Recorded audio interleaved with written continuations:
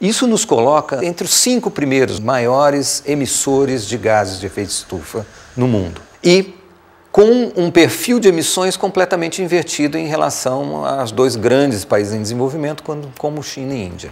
Se nós conseguirmos reduzir o desmatamento na região amazônica, nós estaremos fazendo uma contribuição enorme para o planeta e, ao mesmo tempo, quiçá tendo um reconhecimento internacional por esse esforço e uma compensação internacional, financeira mesmo, por esse esforço feito pelos brasileiros de uma forma geral.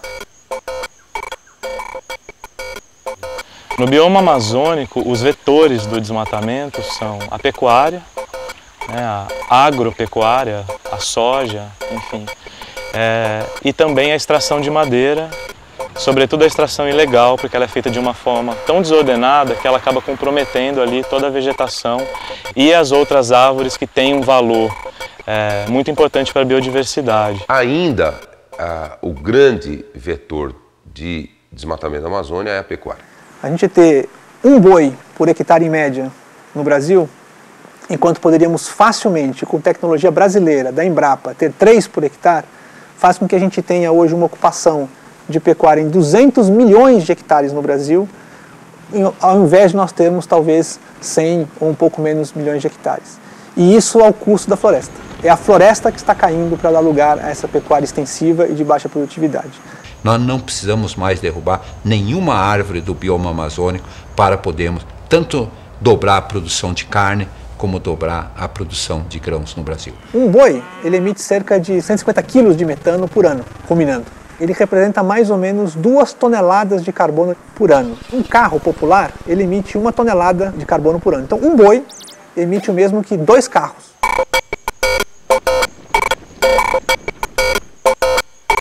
Mesmo com a grande quantidade de áreas desmatadas, a Amazônia ainda é uma enorme área verde.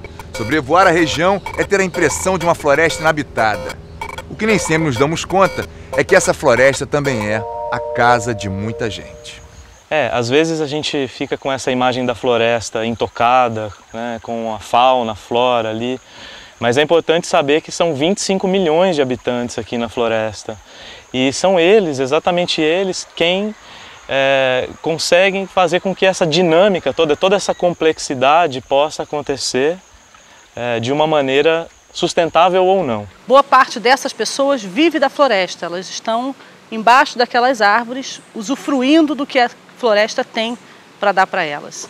Então nenhuma política para a Amazônia pode ser só de conservar a floresta intacta, preservada, como se ela não fosse meio de vida das pessoas, nem uma política que pode prescindir da floresta, que pode tirar a floresta para desenvolver outras coisas. A floresta é ela e as suas populações. O que a gente poderia chamar de povos da floresta, que engloba os povos indígenas e as populações tradicionais, ou seja, os seringueiros, quebradores de coco, quilombolas, uma série de grupos sociais que, pelo seu modo de interagir com o ambiente, resulta em preservação de grandes extensões de floresta, apoiado, obviamente, por uma escolha na legislação de preservação e demarcação de terras indígenas e tudo mais.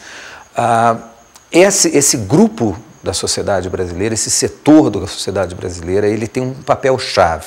Nós temos, por exemplo, um Fórum Indígena de Mudança Climática, nós temos uma Aliança dos Povos da Floresta, que engloba pequenos produtores, que engloba extrativistas e índios, e que vem tratando do assunto de mudança do clima. Há uma preocupação grande porque, assim como a Amazônia ajuda a manter o clima equilibrado, ela também sofre com a mudança climática global. O urso polar, na calota polar, derretendo ali, é uma imagem muito dramática, mas é difícil de trazer a real proporção disso aqui. Então, eu acho que esse é um grande desafio. Primeiro, trazer a linguagem apropriada para essas pessoas entenderem exatamente o que é e o que deve ser feito. E qual é o papel de cada um nessa história. Porque o papel de todo mundo aqui é muito importante. R$10 eles querem dar aqui numa árvore de madeira. Aí ainda estraga a terra, vai estragar a madeira. Que a gente vende uma árvore de madeira por R$10.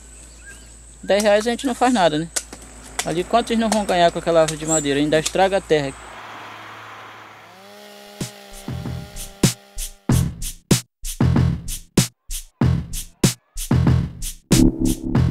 Para combater o aquecimento, nós temos que combater o desmatamento.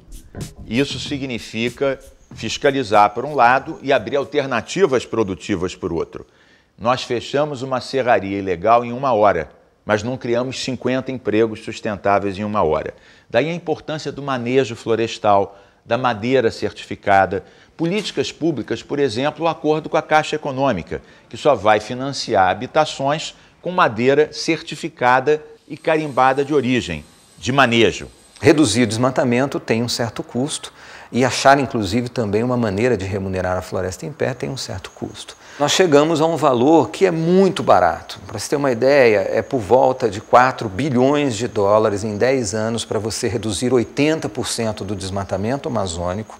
Isso dá menos de 3% do investimento do PAC. Mesmo outros estudos, como recentemente foi lançado pela McKinsey, que mostra valores muito maiores daqueles que o IPAM e os seus parceiros conseguiram em termos de custo de redução de desmatamento, mas mesmo esses valores bem maiores desse segundo estudo ainda indicam que é muito factível e relativamente barato reduzir o desmatamento na Amazônia.